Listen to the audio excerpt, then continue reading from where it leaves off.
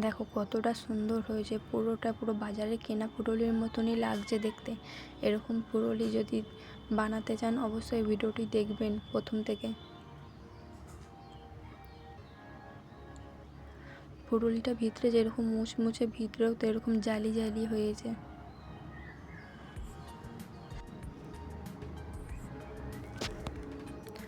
এক বাটি বেসন নিয়েছি, অল্প অল্প করে চেলে নেব।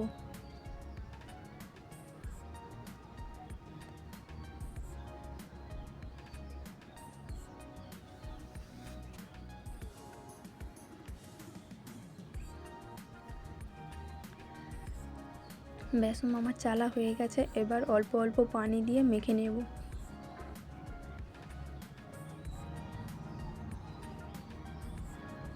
ভালো করে ব্যাটারটা বানাতে হবে এবং অনেক সময় ধরে ফাটতে হবে, তবেই ফুলুরিটা ভালো হবে। ফাটাটাই মেন। যতটা সুন্দর ব্যাটারটা বানানো হবে ততটাই সুন্দর ফুলুরিটাও হবে। ব্যাটারটা যদি না ভালো হয় ফুলুরিটাও কিন্তু ভালো হবে না। তাই অবশ্যই ব্যাটারটা ভালো করে মাখতে হবে।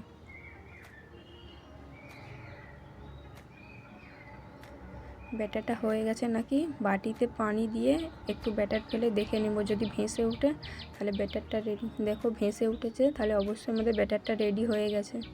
এবার হাফ চামচ কালো জিরে, কাঁচা লঙ্কা কুচি,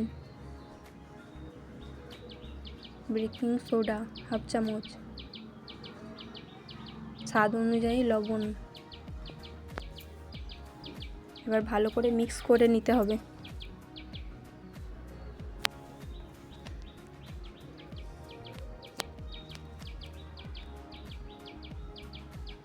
মিক্স হয়ে গেলে কড়াইতে তেল গরম করতে বসিয়ে দেব।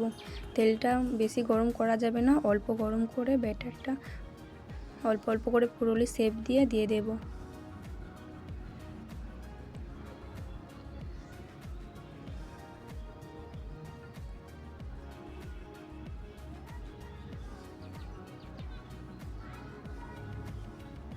দেখো পুরোলিটা কতটা পরিমাণ বড় হতে শুরু করেছে।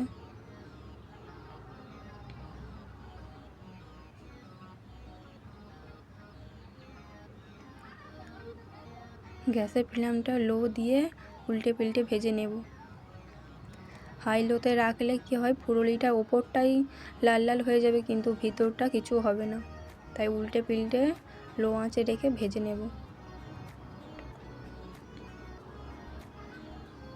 দেখো পুরো দোকানে পুরোলির মতনই লাগছে না? ভাজা হয়ে গেলে এবার তুলে নেব। আবারও পরপর ওইভাবে সব পুরোলিগুলো ভেজে নেব।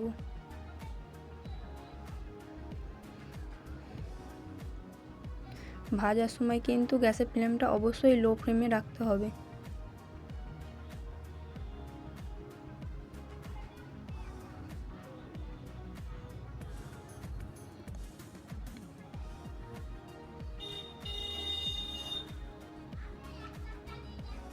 এই পুরুলিটা বানানো খুবই সহজ, খেতে তেমন অনেক মজার।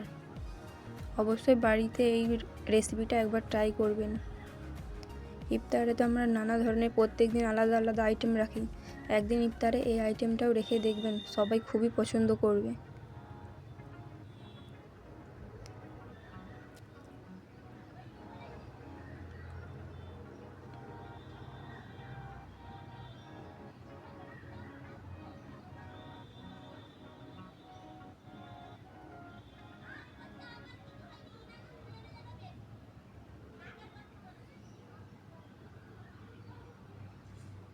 ভাজা হয়ে গেলে আবারও তুলে নেব।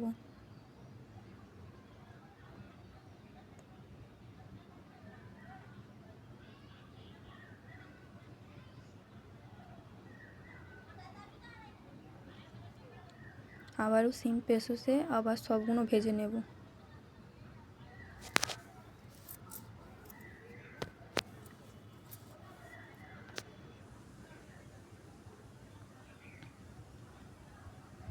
সব ফুলুরি আমার ভাজা হয়ে গেছে, দেখুন কতটা সুন্দর হয়েছে। বাইরেটা যেমন মুচমুচে ভিতরেও তেরকম অনেক জালি জালি ভাব।